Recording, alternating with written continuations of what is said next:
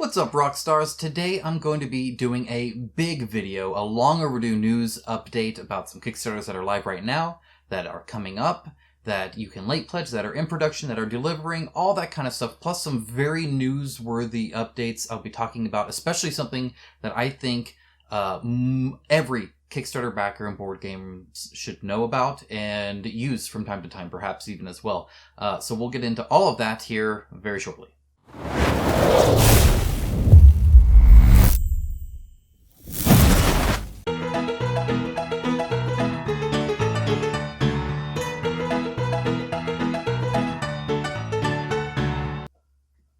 All right. Oh, yeah. Oh, man. Good stretch. You know, there's something about this mug and this shirt that I really like. Merch link down below. As always, I'd like to give a quick shout out to my patrons and YouTube members. Without your generous support, the quantity and quality of these videos would not be there. So thank you so much for that. Additionally, welcome to everybody that's new to the Patreon and YouTube member lists. I'm beyond humbled that you guys would consider supporting, and I am just very thankful that I'm not the only crazy person that believes in providing maybe just some honest opinions about board games. All right, anyway, even if you're not on either of those lists, though, thank you so much for being here. Even if you're just liking, commenting, subscribing, sharing, pausing that ad blocker, following the merch link, Amazon link, all that kind of stuff that's down below. Thank you so much. Seriously, your support means a lot to me, even if it's just moral support. Now, with all of that said, let's go ahead and get into this. And yes, I'm wearing my merch. If you want some, link in the description below. Seriously, that actually helps out a lot, and hopefully you like it. I kind of liked making it, so. Now, starting things out here with some new Kickstarters is Daimyo, the Rebirth of the Empire. This has been long in the making. They've been teasing this for a while, though not heavily. Like, when it comes to teasing, they don't really do a lot of effort necessarily in the hype building of that. And it just launched out of nowhere. I wasn't expecting it at all. There was no countdown or anything like that, as far as I can tell. It seems to be doing quite well. In the first day, it's already broken 100,000. I believe it's the first day today. I'm sure it has nothing to do with Boobs McGee over here. It's actually kind of an interesting take, because it looks like it's a very modern style, but done in a very feudal way. So you can see here like a hockey stick and a hoodie and just weird stuff like that. But then this, cat person still has a blow dart and a rat on her shoulder. One of the interesting things to me is that all of the sculpting is completely done to the point where all of these pictures that you see are final production plastic versions. They've all been tooled and edited and all that kind of stuff, which I just think is super cool that we get to see the exact miniatures that you will get. I wish the bases were maybe a little sculpted. I think that still would have been nice. And additionally, I'm not actually sold on the theme. I think a lot of people will like it. For me, it's just not... It's not my thing, I guess. Some of them are kind of interesting, like robot arm chick over here is kind of cool, I suppose, but it's just, like, I can't get behind, he looks like a Pokemon trainer, I don't know. It's just, I guess it's just not my style of game probably in general, though it looks kind of cool. I particularly like, they're going to mention it a little bit, but just, yeah, right here where you get to kind of customize your clan board. It kind of reminds me of Blood Rage in that sense, where you get to have your clan and you get to kind of customize your pursuits within it, which I think are kind of neat. But otherwise, I think it's also a great deal. They're asking like, what, $79? 49 miniatures. That's not bad at all. Yeah, there's a lot of repeats, but still, that's pretty darn good to get that plus the upgrade pack and whatnot. That's kind of how they're painted here. It's just I don't know. It's definitely unique. They kind of even show the sculpting process, which I think is great. By the way, this company makes some great miniatures. They also did Oko Chronicles, which is a very big hidden gem as far as I'm concerned. It's a very interesting game, beautiful art, cool card mechanics there, and amazing miniatures. So I believe everything I see when it comes to like little designs like this. They definitely put some effort into making some quality miniatures. So that's pretty cool. All right, moving on from that. And by the way, there's going to be links to like everything here down below. So just look at the description. You'll see a ton of links. Hybris Disordered Cosmos is also doing quite well. They're also over 100,000. Congrats to them. Looks like they've unlocked solo and co-op modes. I know there's a lot of you solo people out there. that are automatically interested when that happens. Co-op sounds kind of interesting as well, for sure. And they've been unlocking some stuff, and they also added some add-ons, which are kind of interesting. I will be trying to get a review in time. I know it's short. I got it a little late, and I don't like to do a rushed review. I like to play several times, multiple player accounts, all that kind of stuff. You can see they're kind of unlocking, a little bit more 3D elements. And here's Hermes here in his miniature, and some of the expansions like this with Ares and stuff in here. They look great, as you can tell. I think they're very well sculpted and very interestingly designed. The Cataclysm update also comes with the Archer person. So yeah, it looks interesting. It's definitely different than what I normally am into, but the art stood out to me. The miniature design that matches that unique art design stood out to me. Definitely something, again, I plan on looking into, and hopefully I can get that review out to you guys in time. Alright, next up we have Ascension Tactics. This I've covered before. It's been going on. It still has 20 days though, and it's at over 360,000 raised, which is very, very good. It probably speaks a lot to the Ascension Tactics gameplay. I'm assuming it's good. Sadly, I won't be looking into it any farther just because, and it's not that I'm trying to judge a book by its cover, but if I actively think something's ugly, I don't really want to look at it even if the gameplay's good. So I'm not real big on the miniature design. It kind of reminds me a lot of like last generation Reaper miniatures, if you know what I mean. The kind of just slightly odd, like okay, so this dwarf here, like why is he reaching his hand out? Like you get these poses that a lot of times they'll do that don't necessarily make a lot of sense. They just seem dynamic. Like, is this lady showing the way to something, or is she just holding her bird out statically? Like, it's like she's half T-pose to me. It just... there's probably more nuance to it, but it just never quite seems believable. And then of course you get the very common, attack thing there and stuff like that. Just like why is this guy reaching out? Is he shooting late? I don't know. It's just I can't quite get behind it. Sadly, even this cool dragon thing, it's just not. Again, look, he's reaching out too. They're all reaching out. It's very important. This guy, look, he's reaching out too. See, I notice these things. Tendencies either in like hand sculpts or anything like that. I'm like, if everybody's reaching out, look at this guy. He's reaching out too. See, and now I can't unsee it. Hopefully you can unsee it if you like these, but I can't. It bothers me when I see repeated ideas in sculpt. Like it's just, I don't know. Just me. So, and it has the ugliest board game cover I have seen since Heroes of Need. Which is saying quite a lot. This, to me, looks like somebody took the grass texture of a launch title Xbox 360 game and enlarged it onto a canvas. This is, in my opinion, hideous. When I saw this in the prototype, I actively said out loud that I hope that's something that'll change. And maybe they'll change it, I don't know. But just not for me. I'm sure the game's good, but again, I don't want to stare at something I think is ugly either. So hopefully you can understand that. Maybe that makes me fickle, I don't know. This is what it is.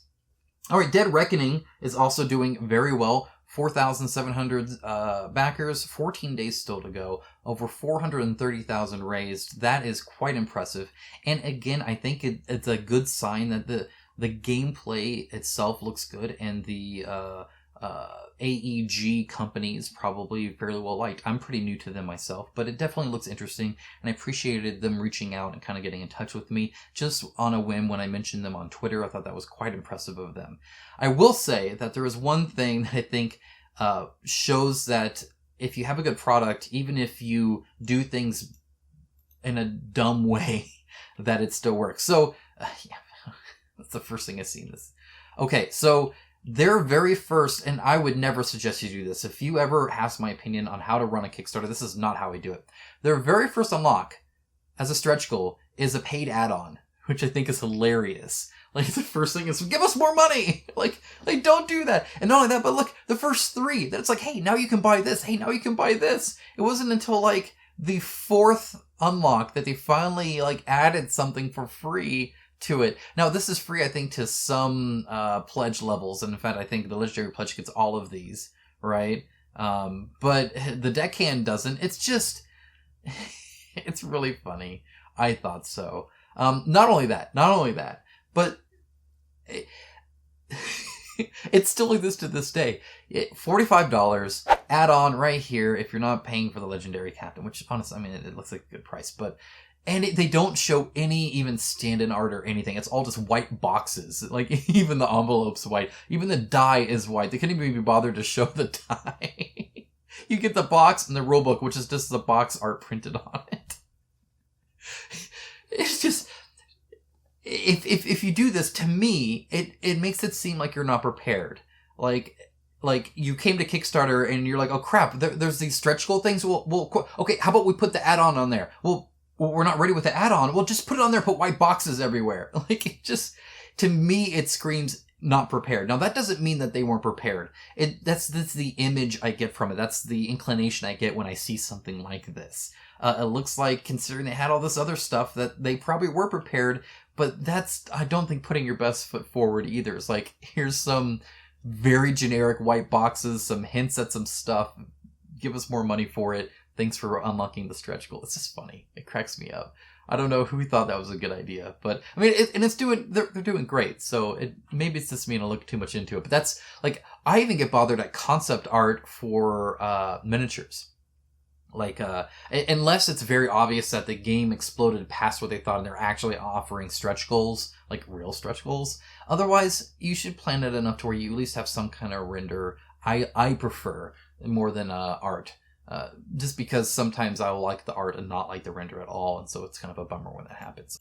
Alright, this is Core Clash, and it launches on August 25th. Now, I know this is early, I'll obviously cover it a little bit more with a lot more images and stuff like that. An August Kickstarter video, which is coming up, so be on the lookout for that. But I just wanted to share this gigantic robot. They have quite a few of those. They have like this worm one as well that looks kind of interesting, and I'll be showing some. But I'm really digging the art style, and that scale is darn impressive. And again, that'll be on August 25th for Core Clash. It's a robot skirmish game. Okay, let's talk Massive Darkness 2 Hellscape. CMON launched the Design Diaries Part 1. I read through it, and we're going to kind of go over the highlights a little bit, just so you can see what's up. Now, I will say that, just preface all this with is that I'm cautious. And the reason I'm cautious is because they recently streamlined Arcadia Quest to Starcadia Quest, and I hated pretty much everything they did to streamline it. I would have much preferred Arcadia Quest. By the sounds of it, it's just a better game for me, plain and simple. Starcadia Quest lacks a lot of strategy, a lot of nuance, a lot of everything. It's very bare bones of a game, what's left of it. And I feel a lot of the soul got taken out of it as well. And so I'm cautious about any kind of, we fixed the rules and made them better from CMON right now. Like, that's my mindset, just because I got burned on Starcadia Quest. So with that in mind, let's see what they have to say, because there is definitely room for improvement with Massive Darkness. It was one of my very first reviews, and I had some positive and negative things to say about it. So we'll see. Okay, so they definitely talk about a lot of rule changes. So first of all, you can expect that. And I mean, like, to the point where it's going to play fairly differently. So what are some things? Let's see if I can go in the same order real quick here. So they have asymmetric classes now, so they're going to separate those out a little bit more. There's going to be new components and stuff like that, but really the big change, one of the big changes here is the loot system. So now you have normal, rare, and mythic loot. And the way you get that is by drawing a token out of a bag. And so that token bag ratio will increase the farther you get. So you have a higher chance of getting mythic and rare items later on. But that means that early on you could still technically get that mythic loot, which I guess is okay. I would almost prefer rather to, I don't know, roll and then just see what it got more than, I don't like fiddling with tokens too much. However, the token, you can change the percentage a lot easier than you can with like a die or something like that, unless you're changing the number value you need to pass, but that might seem arbitrary. So I'm fine with that. I'm okay with that. The other thing that they're doing, or one of the good things that they're doing with this, is item sets. Now, I love action RPGs or ARPGs. I love Diablo. I love Grim Dawn. I've played at Path of Exile. I Titan Quest. All of those, I adore them. I love dungeon romps, is what I called Massive Darkness 1, where you're just going in and killing a whole bunch of things for a gear grind. And I'm actually all for it, and I love gear sets as well. I say that in several reviews that have anything close to a gear set, I'm all about it. So love item sets. So if you get the Shadowbane set, you get certain procs, whether you get 2 or 4 items in the set, you get better and better procs. Love it. I'm all about that. Seriously, that is definitely something that I think this game needed. So super excited about that. Mobs now spawn a leader plus 1 minion per player. It's just kind of constant. That's how they do that. I'm fine with that. I think that kind of streamlines it a bit. Additionally, they don't have a counter attack phase. Instead, they add these what do they call them? A monster dice. They're responsible for triggering the monster special ability and retaliation damage. So you just roll that, and then you're with the defense, and you kind of get it all in one fell swoop. I actually like that. I'm okay with that. Shadow zones change a little bit, where you'll add shadow die to your roll. I think that's very interesting. What I am very cautious about is you will have an ultimate ability that can only be activated by rolling a specific face on the shadow die. That can mean you could be doing your ultimate ability all the time or never. I like to pick and choose what abilities I'm doing, and then I like to see how effective those abilities were. So to lock an ability behind a random chance is not something I'm all for, unless that's how the ultimate ability happens to work. But that's definitely not the standard rule. So I don't like that. I would rather choose, I'm going to do my special on the big boss, and then see if it was good or not, or how good it was. I think if it's a ultimate ability, it should always be good, but how good, it depends. It varies, but... so I don't like the random chance. You could just randomly do an ultimate ability. Sounds very odd to me. Like, what are you going to do your ultimate ability on some, like, one goblin that you're attacking, but then you go up to the boss and you can't do your ultimate ability for anything? That sounds dumb to me. I don't like that change. Additionally, they're going to be doing, the transmute is now no longer a thing, but they can still trade in 3 normal items for a rare and so on. But then they'll have specific zones of a forge where you can upgrade their items. I'm not sure exactly what they're saying here. It's too high level, in my opinion. One big thing they're doing here, besides roaming monsters being kind of more unique, is bosses. Now this, I think, is a genius idea on their part, because it excites me, and I imagine it excites a lot of other people. One of the great things about Massive Darkness was the roaming monster design, and just how, going up against a cockatrice was super cool, or, any of these other people. Lord Tusk was awesome, and all these different roaming monsters that can come around that are just these strong enemies. They were kind of the elites, if it were. So adding a boss and having the potential to have them be either ultra super cool or ultra super big or anything like that, I think is very, very smart on their probably any miniature driven board game. So really like that, and I'm excited about that. Come with their own tiles, so it's kind of like a boss room that you go into. Again, I think it's in line with the theme. It's in line with the inspiration from the video games it's kind of based on loosely. And I think it's just a smart thing overall. So super excited about that. So some good, some bad. Oh, also, they are fully aware that their campaign mode sucked, and they are wanting to improve it a lot. And so I'm super happy about that. It's one of the big things I wanted. I wanted streamlined combat, where I'm not checking 5 different locations, to see, I got to check their equipment, and then their special ability, and then my equipment, and then where I'm at on the board, and then my special abilities. And then I roll the dice, and then I have to check it was too long for combat, for a game where you're supposed to just be killing things. So, streamlined combat good, campaign mode good, bosses good, random activated ultimate abilities, that's, I think, a terrible idea. But, hey, that's 1 out of 4, so overall, excited. We'll see what part 2 brings, which should be the campaign information. I'll cover it when it launches. Okay, moving right along to some general news updates, and it's honestly a lot of good news. Valor and Villainy, Minions of Mordak, guess what? Manufacturing has finally started. Yes, it's late, but that's cool. They said it should take about 2 months-ish, and then they should be starting fulfillment around November, December, which is awesome. I like that. Now, how long of a tail that delivery is, we'll see, but I think that's great. Also, the Pledge Manager is locking July 20th, so you just got a couple days from the time that I'm posting this video, so be sure to check that out. Next up, not so good news. Bloodborne, the board game from CMON, is delayed. Their expectation now is to deliver in December. I'm still happy that it's this year. We'll see if that takes or not, but it is kind of a bummer. A lot of it was kind of a coronavirus thing, and just Sony's, reveal process and all just general stuff. It's just a little late, but that's fine. I'll take it as a Christmas gift to myself. All right, next up is the Hunters AD 2114 second printing expansion. I will say before I even get into this that several of my patrons have been talking about this, and I've always liked the miniature design. I thought that the end result of the miniatures looked quite good in the final production plastic. They say that the gameplay is quite good too and are pretty good salesmen. It definitely looks good. I have almost pledged for this game, I think 3 times now. Pretty much every time I look at it, I'm like, ooh, that looks pretty cool. And then I never end up just actually firing on it, which is probably too bad. But, and I couldn't even tell you exactly what it is, except maybe that I don't know enough about actual gameplay. Anyway, they had some PayPal problems and can no longer use it. So they're going to be sending out emails saying, hey, PayPal has a big issue with how we're using it. So they froze the account and they can't use it anymore.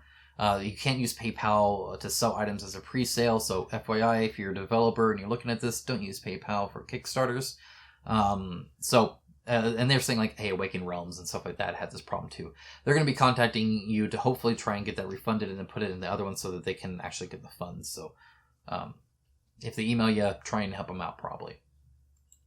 Okay, next up is for Street Fighters, the miniatures game. A few things. First of all, they have a card game that is kind of complex for my taste in a card game. However, again, I think the flow looks cool, the combo system looks neat and all that. But either way, they've had Street Fighter, the card game, for a while, so they had these art card sleeves where the art on the back is all done in either Chun-Li, Ken, or Ryu, which is, I think, super cool. And they decided, hey, we'll offer this for the next 2 weeks. The sleeves will be available for this campaign, so you can get some if you want. Now, that being said, you're going to have to buy quite a few. There's a lot of cards in this one if you went all in, and there's only 100 in each one. But even with 100, you can probably do the cards that you're really using. I'd have to really play around with it and see, but it's just a further way to kind of pimp out your deck if you want to. I imagine it'll be kind of expensive. You normally, if you get printed artwork on the back of a sleeve, it's pretty expensive anyway. Okay, they had an update on print production and all that kind of stuff. Here's the big thing, it's in bold. We are still on track for November delivery. Now, I don't know if you noticed it or not, but my channel is going to be very busy November and December. By the end of this year, I'm going to be getting stuff all the time. You're going to see so many unboxings and reviews and happy me and upset me probably at the same time, just depending on how it works out. But either way, that's kind of exciting. Clash of Rage second printing, and these are the same people that did Daimyo. They kind of showed the end of production and some errata that they did. So the components, I think, look great. They're not the best photographers, which is fine, but seriously, they look good. And the artwork looks good. They did notice an issue. I couldn't really tell, but they noticed it, and so they went and quickly printed all the fixes, but that did put them slightly behind. So now delivery is planned for September. Again, the end of this year is going to be crazy when it comes to deliveries, at least on this channel. Stuff I tend to back apparently is delivering in September and from then on. Now, you think about September, that's like soon. Well, yeah, so I'm assuming that now that it's all printed, they're just shipping it out and sending it to us. Ideally, it's smooth sailing from there, right? Quite literally. Okay, next, Oko Chronicles. I kind of talked about them. They did a Beyond the Gates of Jigoku campaign, which, again, I love the Oko Chronicles game. It's a great game. It's right down there. Fantastic. Definitely a hidden gem. Highly recommended. And they're saying that their delivery date of September 2020 is going to be it. So late September, early October. Again, like this, like it's just, I get all these updates and it's always like November, September, October, November. It's like the last quarter of this year is going to be crazy. Okay. Not all good news though. Here's Oathsworn. Good news and bad news here. So the Pledge Manager is going to reopen from the 1st to the 31st of August. So I'll mention that in my August video as well. Stay tuned for that. And hopefully, if you wanted to add anything or get in it, if you missed it, I know several of my patrons need to go and back it because they've said that it looks interesting and they missed it. Well, now there's no excuse. And maybe I can play another game with them. I played it once with them and that was pretty fun. Anyway, so the Play Manager reopening, that's because there has been bad news in the production update because of, coronavirus and COVID and all that kind of stuff.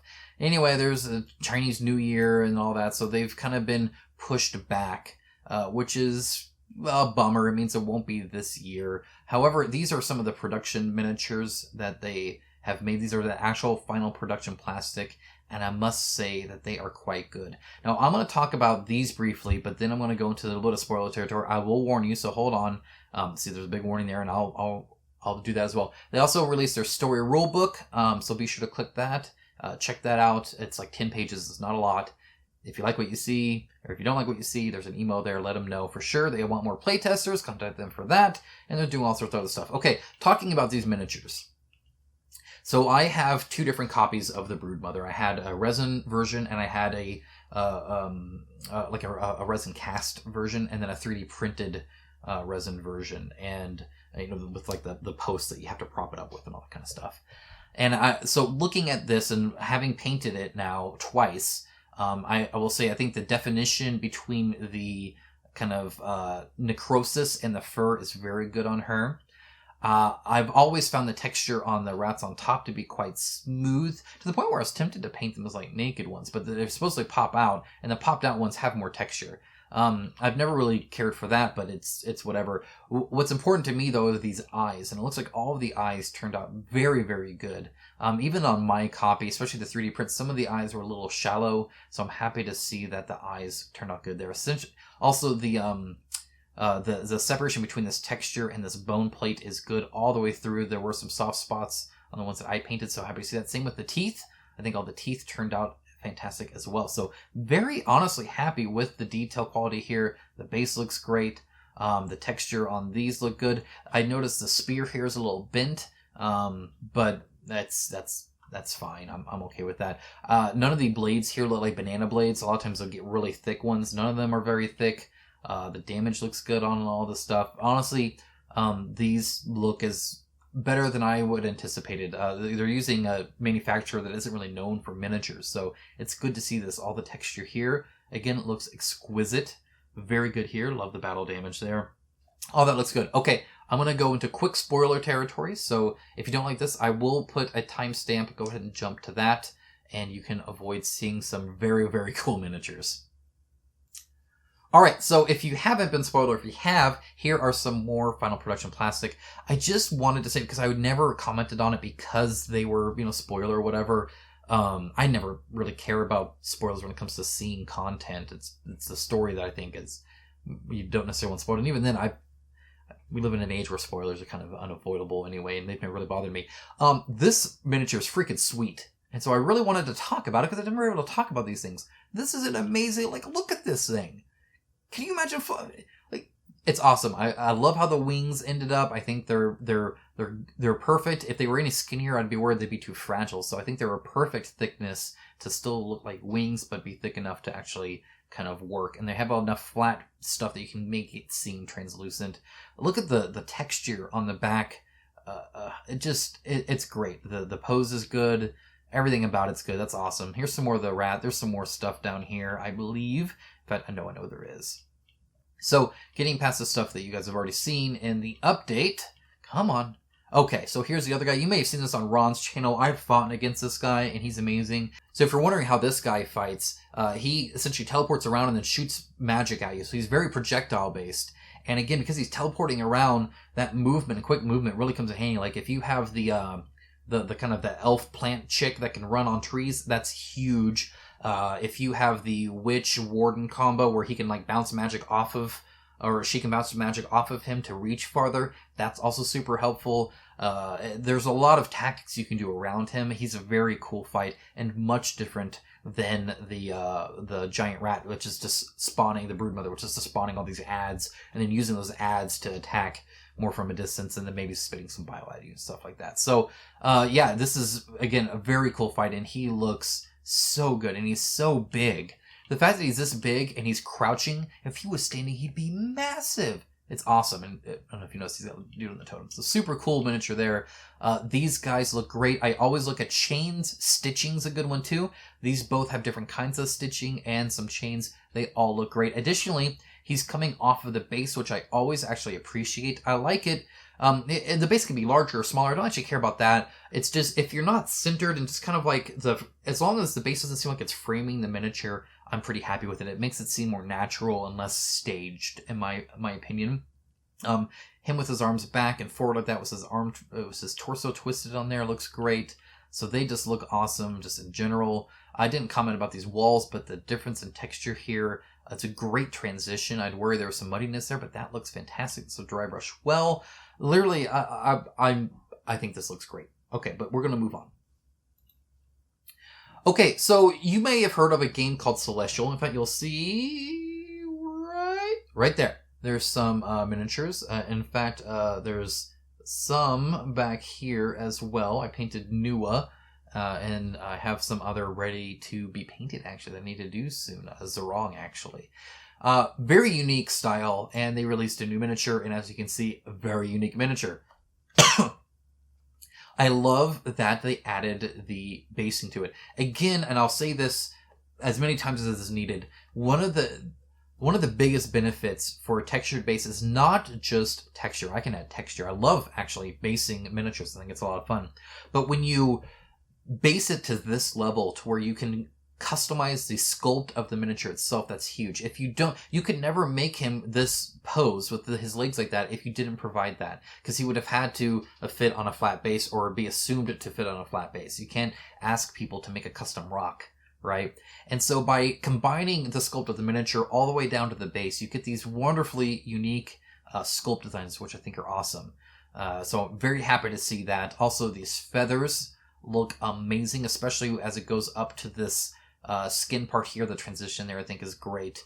And his face I think looks super cool. I don't know why, but I love his face. Anyway, super unique. New miniature from Celestial. There you go. They did say it's going to be a while, so it's probably at least next year.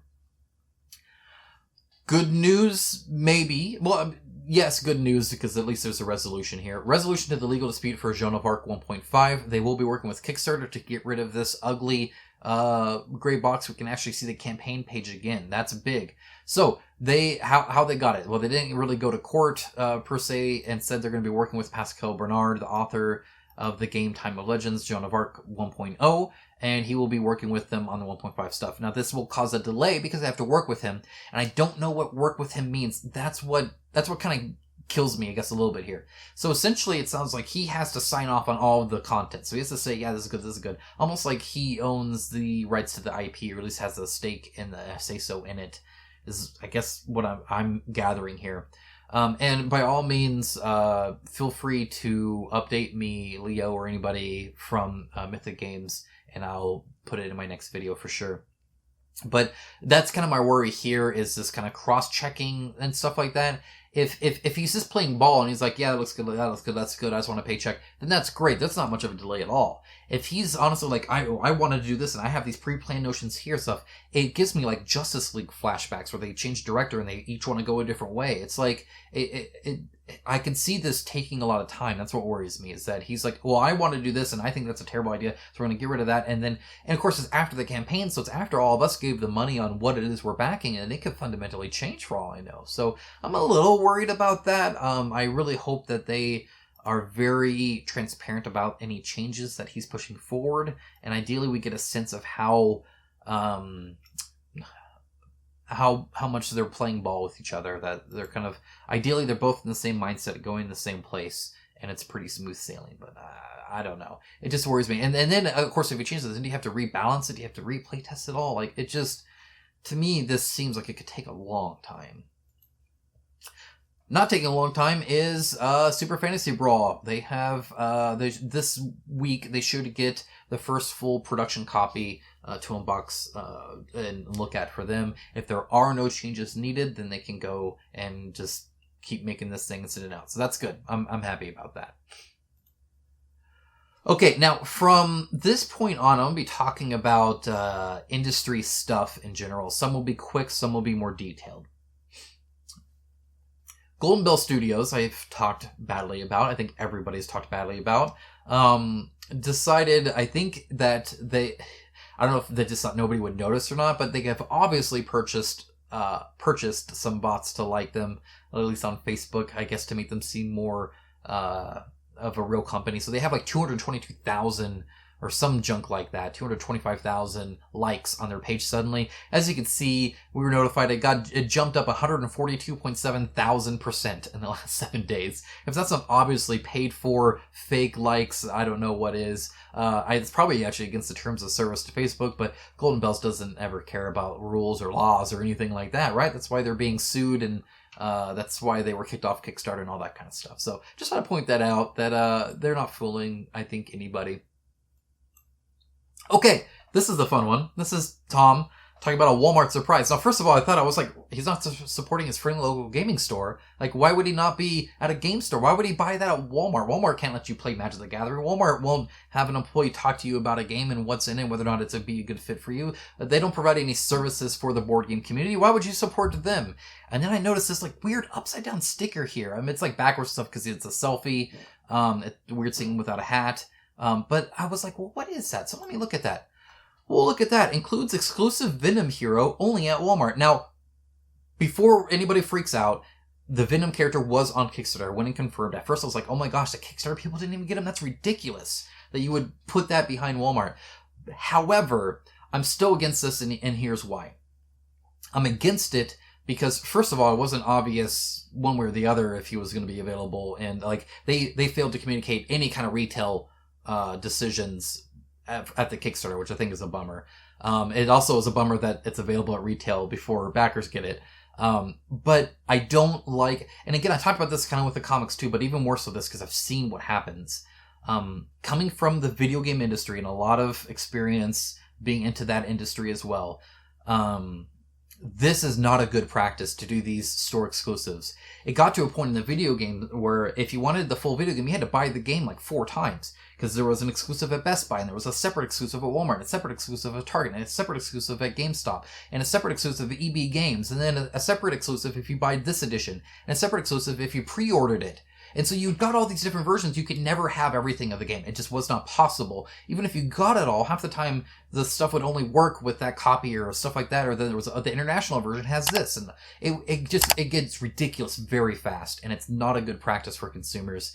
It's just anti-consumer to have you go to a specific place to get it, especially something like Walmart. If you are compassionate about spending actual money at a friendly local gaming store that helps out the local industry of board gamers or the community of board gamers, then this is inherently like, well, okay, well now you have to make a choice as a consumer. Do I go to get the extra Venom and not support them, or do I support them and then get that? It's dumb.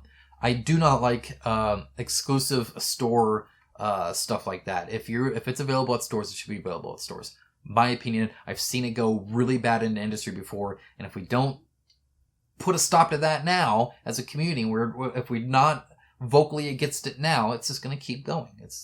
It'll come on and be like, wow, that worked out great. We should do that with Target next time and have, the Hulk exclusive there or whatever. Like, I get the Hulk's on cover, but you get what I'm saying. You start piecemealing it out, and then nobody can get it all once it's at retail, which is kind of a bummer. Okay. Next up, this is a fun one. This is good. This is where I think by the end of this, I'm going to be talking about something that you should definitely have in your back pocket as a consumer. It's very important. This is Luna Deluxeified. It's by TMG and Hall Games, but it looks like hell to me, which is kind of funny because so does this campaign. The last update was July 10th. So it was estimated delivery September 2019. As far as I can tell, it's in a warehouse just sitting there. It's been sitting there, and there's no rhyme or reason to when it'll ever come out of there. It's not air conditioned. It's in Florida. Good luck. Anyway, the last one was long overdue update, and this one is just saying, I acknowledge it's been over 30 plus days since the last big update. I will no longer be managing updates for this project. I've asked Daniel to post something here with regard to fulfillment. And people are not expecting that update from Daniel. So I guess they're done updating you guys on that. So you 1,636 backers, well, screw you. So that's fun to get. I mean, it looks so terrible. In case you couldn't tell, don't ever give TMG your money. Okay, but it gets better. It gets better. So on the comments, you're going to see a lot of, look at this, all these canceled, wow, what happened here, right? Well, that's weird. So with this, a lot of people were commenting on like, hey, this is ridiculous. Nobody's commenting. Nobody's doing anything like that. And then some guy was like, you know what? I'm going to try and figure out what's going on with this company because they are not being transparent at all.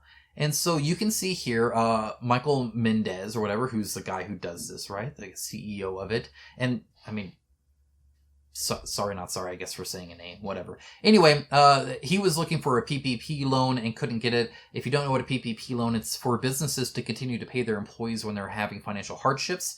It's like a zero interest loan. It's there to help support businesses so they don't go out of business, so that you can it's kind of a last like hurrah to keep going. And I'll talk more about this in general in a bit. Also, there's the SEC report that you can look up that's free and open. And again, I'll have the links to all of this down below. You can check it out. You could do this with a lot of other games too, I am sure, or a lot of board game companies, especially, non-super indie ones like Tasty Minstrel Games. Minstrel sounds gross. Anyway, one thing you'll notice is they don't have an annual report.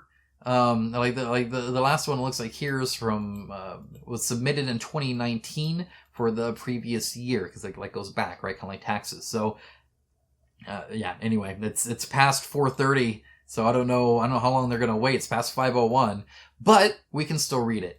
And you'll notice here, and again, they don't share this anywhere, that their prior fiscal year, their net income was negative $379,000.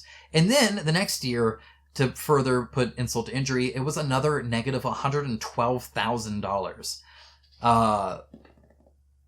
So that's the thing. They also have like a zero interest loan to someone or something for like 150. I don't know. There's some weird stuff in there, and they have a lot of like, this whole thing is a whole bunch of excuses. Like, hey, there's other competitors like, come on, that can do things better than us. And there's a lot of excuses here. But the important part there is just the fact that they are not, necessarily sitting in a lot of money, which you'd think would be important. So, anyway, back to those, canceled stuff or whatever. They found the FTC. So this is again for Americans here. So if you're not American, I would check to see if you have something similar to the Federal Trade Commission that is kind of for consumer rights and what your rights are. But I'll read a little bit of this. So this covers anything that is ordered from sellers by mail, telephone, fax, or on the internet. And it specifically says it does not matter how the merchandise is advertised. In other words, it doesn't matter what Kickstarter says, or how the customer pays, or who initiates the contact. This is such a broad and sweeping thing, and it's actually fairly new. They're calling it the 30-day rule. Kickstarter actually changed their terms of service to update the expectations of backers or of sellers, or I don't know what you want to call them on Kickstarter.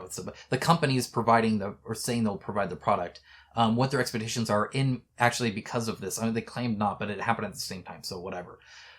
Anyway, and really what it's saying is that you need to be able to ship your thing within 30 days, either of what you're estimating, or if you're not giving an estimate, then of the actual purchase, or the completion of the transaction or whatever. To the point where if me as a consumer clicked the pay button, you said order complete, it doesn't matter if your bank held it as the company for 5 days. The timer starts when I press a button, not you. It's very, very consumer focused here. It's saying, you know what, we don't care what kind of crap you're pulling. If you can't send this, then there's two things. The first time you can't make it, you have to tell everybody that you can't make it, and then you can get essentially consent saying, I'm okay with you not delivering it yet.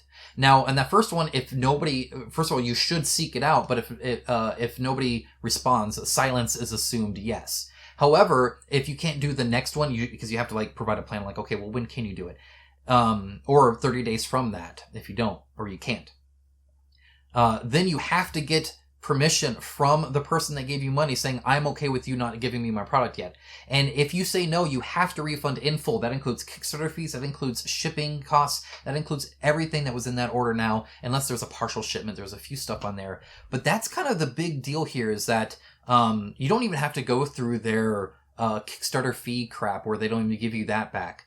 If they are not following through with their delivery process, if you're seeing something like this where they're saying, we're not updating it, I'm not saying you should do this all the time. You should kind of work with the company. And I imagine a lot of us want the game. Like, I get that's why we backed it. But if you get to the point where you're tired of the crap that they're pulling, like TMG is pulling on there, not telling them about how dodgy of it is and saying, hey, we don't even know when you'll ever get your game, and not even updating you, you can pull this FTC thing out, and they can actually be sued if they do not give you back the money. And that, again, includes Kickstarter fees, it includes your shipping. You get it back, or they can get some backlash. And some of the backlash is like, I want to say it's like $43,000 that they can be sued. It's something, $43,000, $280 per violation, from civil penalties, plus still paying you back and all that kind of stuff. So, if they don't do that and you report them to the FTC could go after them, and they could get hit hard. So it's definitely, something that works, because that's exactly what, these guys did here, and they actually got a refund. Suddenly, they went from no communication to, oh yeah, we'll give you back a refund. It's amazing how threatening to sue works. So that's fantastic. Good for them for getting their money back. Bullet dodge for them. Good luck with everybody else. And one thing I want to point out here is, this is another campaign. In fact, if we click on Michael Mendez here, and we click 39 created, 39. Again, make games, not campaigns. Deliver your crap, and then move on to the next one. If you're making 5 and you can't even deliver one from 5 ago, don't be making more. What the heck's wrong with you? Anyway, so here's Luna way down here. So after this, then they made this one, I'm sure, before problems. But at some point, problems started popping up, right? We already know, and this is, I'll get to this. I'm sorry, I'm getting a little worked up here, and I kind of warned my wife, like, it might get a little heated in here. Let me find it. Okay, right here. We already know that they're down more than $400,000 in the negative. Where is that mentioned here?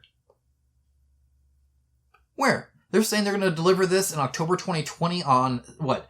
I don't know what the goal was here. I always forget how to check the goal. But either way, it obviously funded at $70,000. So they're saying they need less than $70,000 to send this, and they're $400,000 in the negative, where they're just losing money, hemorrhaging money. Down here, look, you can read their risk and challenges. Nowhere here they're saying, hey, we're not making money. We can't deliver the project from 5 KSs ago. It's in limbo. They're not saying that at all. They're not communicating. This is where I talk about, where people say, oh, I'm an investor. An investor would be told this kind of stuff. We're not. We're purposely given a pretty face on a rotting corpse is what we're doing. This is why I don't care about that 70,000. Let's say it was 70,000. Let's say they barely made it. I normally check Kicktrack to try and figure out what the original value was. I don't know why Kickstarter doesn't show you that readily, but whatever. Anyway, my point is let's say they said they needed 70,000. That number doesn't give me their last year's fiscal. That number doesn't tell me that they're down $400,000. That doesn't tell me that they haven't been delivering that. Yeah, I can go find all that out, but the whole point, the entire point of Kickstarter forcing them to have this risks and challenges is for them to communicate properly their status. How confident are you they can actually deliver this when you can't even deliver your other one? That's not mentioned here. As far as I'm concerned, that's against the TOS of Kickstarter. In my opinion, they shouldn't even be on Kickstarter. In my opinion, if they failed that much of a company, they don't even be a company. It bothers me that they don't even bother to mention that. That they know that they can't even pay their employees. And they're over here pretending like nothing's bad. It really, really irks me. And then of course, like, I'm not going to go to, but they had comments, and some people were talking about it, and like they're like, hey, if you attack other people, like, we're going to silence you. And it's like, he said go under your troll or your bridge, like they're a troll. Like, that was the attack. Like, if you want to silence people, that's fine. But anyway, it's a huge bummer. Needless to say, if you see Michael Mendez attached to a campaign, run the other way. Obviously, that's not working out for him, and obviously, I do not suggest you light your money on fire so then you get to see a fire. That's kind of cool. It really bothers me, and I'm so glad that I saw that they kind of did their research and saw everything and found this, and then it worked. So, by all means, if you are ever fed up with a campaign and you're meeting somebody like Michael Mendez who's doing a crap job doing you right as a consumer, you do have rights even here in America, and God knows that we love companies. So it's great to see that you can do this, and this is wide sweeping. Again, it does not matter how they advertise it. It doesn't matter what wording they're doing. None of that matters. What matters is that you paid them and they're not following their plan, and you can get a refund, or they can, by all means, be sued by the FTC. So hopefully that's a great, tool in our back pocket that we can use. Hopefully we don't ever need to use it. Hopefully people like Michael Mendez is a little bit more honest in his campaigns and is honest about the predicament that they might be in.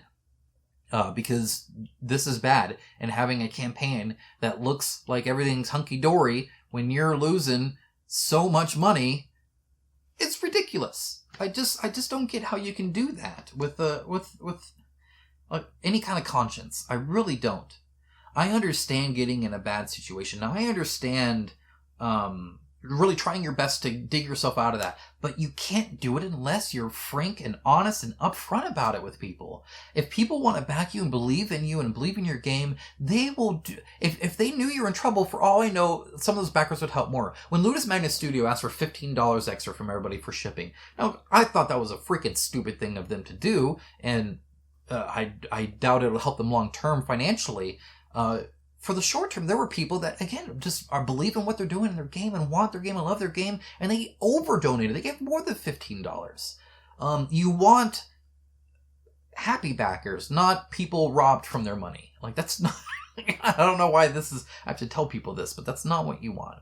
And again, this is why I don't care about a silly number they put up there. You can't possibly, in one number, capture all of this kind of data and more. It doesn't capture the loan that's mentioned down here. It doesn't capture any of that other stuff that they're doing. All their outstandings. Yeah, see right here. Here's a direct loan. Name of creditor was Michael Mendez. $150,000 interest rate, 0%, no payment schedule. Like, what the heck? I don't even know what they're doing with their company or their company money. It sounds like funny money to me, but I'm just a simple dude, so I just need basic, simple things. All right.